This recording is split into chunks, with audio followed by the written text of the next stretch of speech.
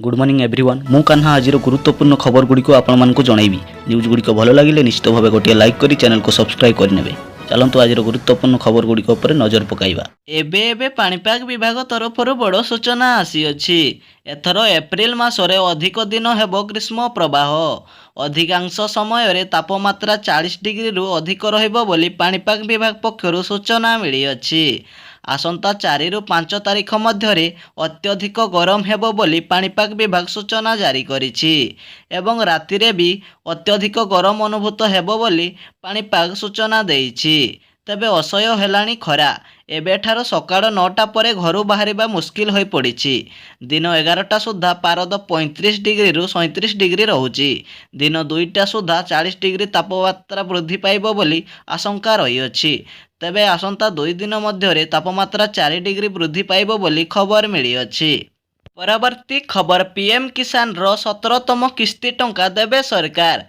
कृषकों आर्थिक स्थिति को सुदृढ़ करने पाई केंद्र सरकार 2018 डिसेम्बर रे प्रधानमंत्री किसान सम्मान निधि योजना आरंभ करथिले जेउथरे प्रति चाषी को अकाउंट को 2000 टंका जमा करिसंती।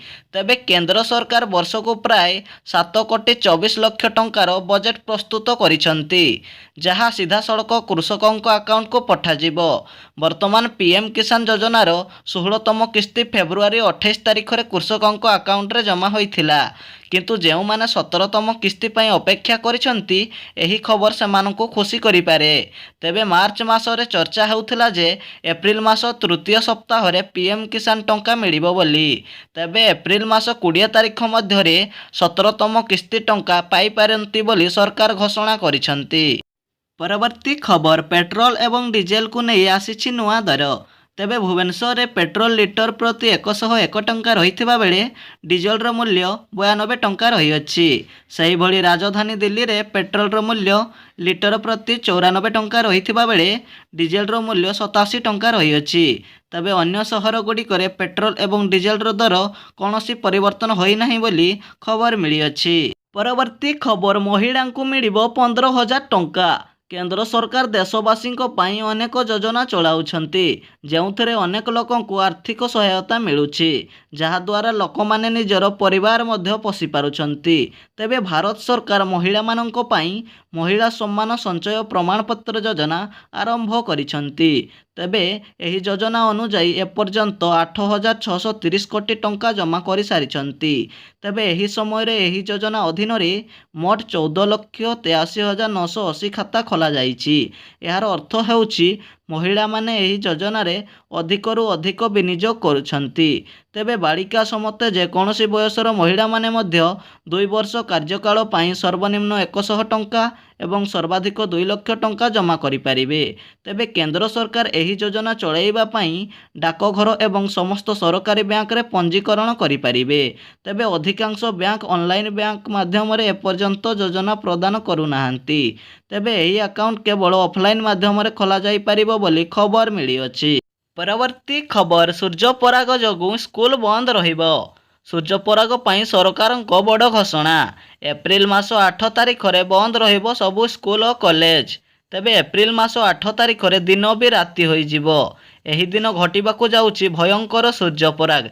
तेबे एही सूर्यपरागटी मेक्सिको अमेरिका और कनाडा भली देश रे देखिबाकू मिलिबो किंतु एही सूर्यपराग भारत रे दृश्यमान हेबो नाही बोली खबर मिली अछि। तेणु एही देश गुड़िक एप्रिल मास 8 तारिख रे समस्त विद्यालय बंद रहिबा नहीं घोषणा करा जाइछि। परवर्ती खबर बंद होई जिवो गूगल ब्रॉडकास्ट ऐप तुरंत ट्रांसपोर्ट करिनियंतु डाटा।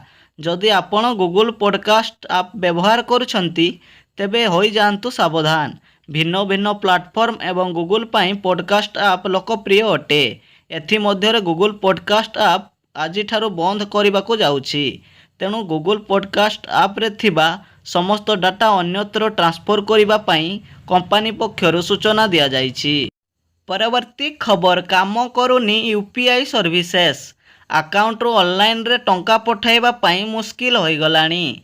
तेबे स्टेट बैंक ऑफ इंडिया रो कोटी कोटी ग्राहकों पाई बड़ समस्या पलटिछि। तेबे स्टेट बैंक ऑफ इंडिया रो विभिन्न डिजिटल सेवा व्यवहार करिबारे ଅସୁବିଧାରେ ସମ୍ମୁଖୀନ ହେଉଛନ୍ତି ଗ୍ରାହକମାନେ, ଯାହାଫଳରେ ବ୍ୟାଙ୍କର କୋଟି କୋଟି ଗ୍ରାହକ ଅନଲାଇନ୍ ଟ୍ରାଞ୍ଜାକ୍ସନ୍ କରିପାରୁନାହାନ୍ତି। ଏନେଇ ବ୍ୟାଙ୍କ ତରଫରୁ ନିଜ ୱେବସାଇଟ୍ରେ ଏକ ବିଜ୍ଞପ୍ତି ପ୍ରକାଶ କରିଛି।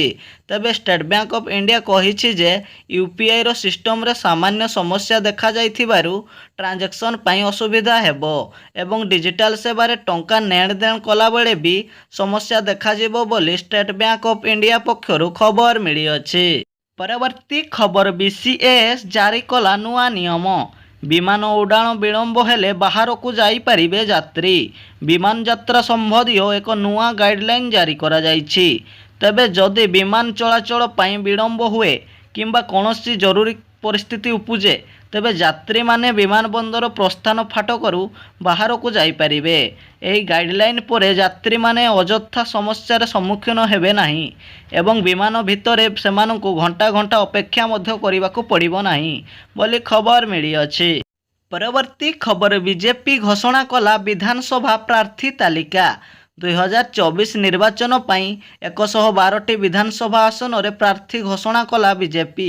ବଳକା 35ଟି ଆସନରେ ବିଜେପି ପ୍ରାର୍ଥୀ ଘୋଷଣା ହୋଇନାହିଁ। ତେବେ ବିଜେଡିକୁ ଛାଡ଼ି ବିଜେପିରେ ଯୋଗ ଦେଇଥିବା ଅନେକ ନେତାଙ୍କୁ ପ୍ରାର୍ଥୀ କରିଛି ବିଜେପି ବୋଲି ଖବର ମିଳିଅଛି।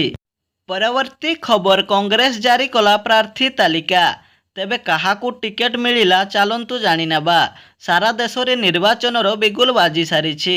ବିଜେଡି ବିଜେପି ବିଧାନସଭା ପ୍ରାର୍ଥୀ ତାଲିକା ଘୋଷଣା କରିବା ପରେ କଂଗ୍ରେସ ମଧ୍ୟ ପ୍ରାର୍ଥୀ ତାଲିକା ଘୋଷଣା କରିଛି।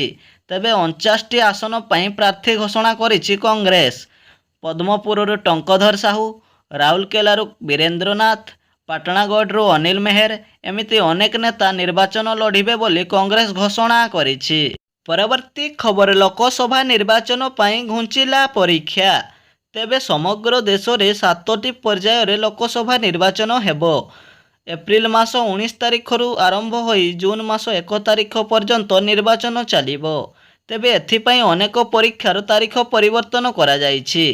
ତେବେ ୟୁପିଏସସି ସିଭିଲ ସର୍ଭିସେସର ପରୀକ୍ଷା ଯାହା ପୂର୍ବରୁ ମେ ମାସ 26ରେ ହେବାର ଥିଲା, ତାହା ବର୍ତ୍ତମାନ ଜୁନ ମାସ 16 ତାରିଖ ପର୍ଯ୍ୟନ୍ତ ବୃଦ୍ଧି କରାଯାଇଛି। ସେହିଭଳି ନିଟ୍ ପିଜି ପରୀକ୍ଷା ଜୁନ ମାସ 23 ତାରିଖ ପର୍ଯ୍ୟନ୍ତ ସ୍ଥଗିତ ରଖାଯାଇଛି ଏବଂ ଜେଇଇ ଆଡଭାନ୍ସ ଏବଂ ନିଟ୍ ୟୁଜି ପରୀକ୍ଷା ତାରିଖରେ କୌଣସି ପରିବର୍ତ୍ତନ ହୋଇନାହିଁ ବୋଲି ଖବର ମିଳିଅଛି। ନ୍ୟୁଜ୍ ଗୁଡ଼ିକ ଭଲ ଲାଗିଲେ ନିଶ୍ଚିତ ଭାବେ ଗୋଟିଏ ଲାଇକ୍ କରି ଚ୍ୟାନେଲକୁ ସବସ୍କ୍ରାଇବ୍ କରିଦେବେ।